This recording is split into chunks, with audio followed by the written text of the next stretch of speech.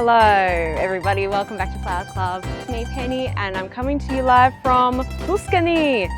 Not really, but it kind of looks like we are in Tuscany right now, but we're at the beautiful Mineral Springs Hotel in Hepburn. I hope you enjoy the beautiful backdrop today. For November, we're wanting to change things up a little bit. We're focusing all of our content and also Flower Club on regional Victoria, because that's where actually a lot of the flowers that we buy are grown. We're interviewing a few vendors at the Dalesford Sunday Market. We're going to interview Trudy from Fat Magpie Farms. She grows beautiful ranunculus at the moment and has a lot of stuff up and coming, and she's really wonderful and grows beautiful flowers. So keep an eye out for the fun things that will be coming up in November. I'm surrounded by this beautiful garden, which is at the Mineral Springs Hotel here in Hepburn Springs. It's so stunning. Their gardens are absolutely amazing. Italian inspired. I feel like I'm in Tuscany right now. Not only do they have this beautiful Italian garden that you see surrounding me right now, but they have a mineral spa. It's just a very serene place to be, and I'm very at peace right now. Loving it.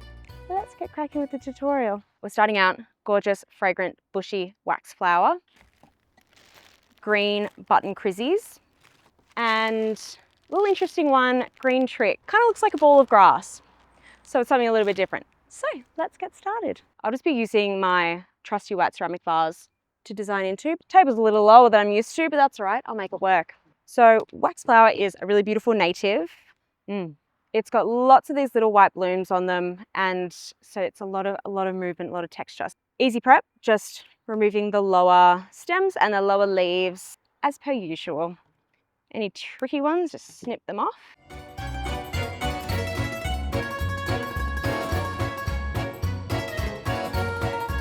So all of my wax flowers prepped, all of the leaves are off the lower stem, and I'll move on to my chryses. Little button chryses are so cute. Love them, love, love, love. And to prep these, I'm just doing the same as we normally would. I'm going to pull off the leaves.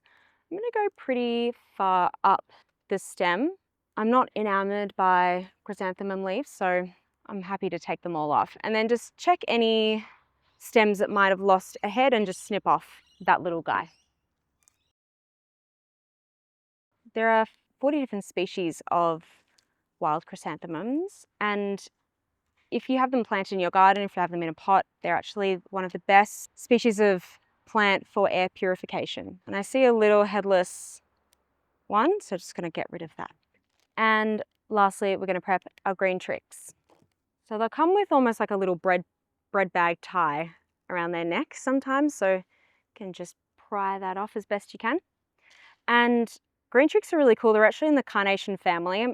You can kind of tell by the stem. If you look at a stem of a carnation and a stem of a green trick, they're very similar. And they have these little filaments, hundreds of thousands of them, instead of petals. Cared for properly, they'll last 3 weeks in the vase. So they're pretty hardy and they look cool.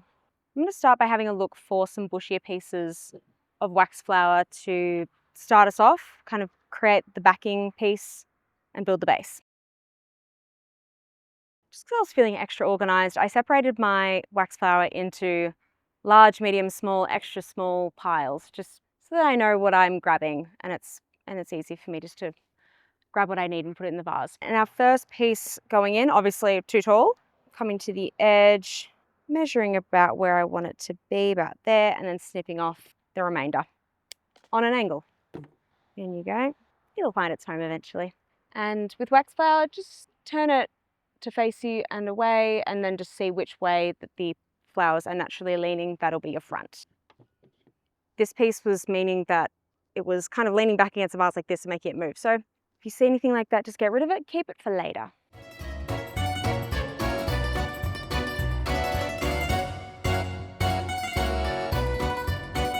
Cool, so not all of my wax flower, I have a little bit on the side here, but I've made some low pieces in the center here and some tall at the front with a little bit of an asymmetrical lean to it, ever so slightly. So now I'm going to start putting in my little button chryses, and my plan is to put them in quite low down here and kind of snaking up through the design. So there's my first one in quite low to start. Just keep building these. I want to kind of create them like a little cluster, so quite close together. If you can hear a little twittering, there is a rosella up in the tree. Oh, they heard me talking about them. What I've done, started low and then I'm kind of stepping them up as I go. And then my last one will be a little bit higher, filling this gap just here. Fun fact about Hepburn Springs, it had the first pasta factory in Australia in 1865. You can keep trimming, but you can't put the stem back on. So don't be afraid just to trim a couple of times. All right, what I'm going to do with these, I'm going to create a cluster of 3 on this side and then balance it off by adding the last 2 over here. So I put my green tricks in and filled any little gaps with the extra wax flower that I had left over.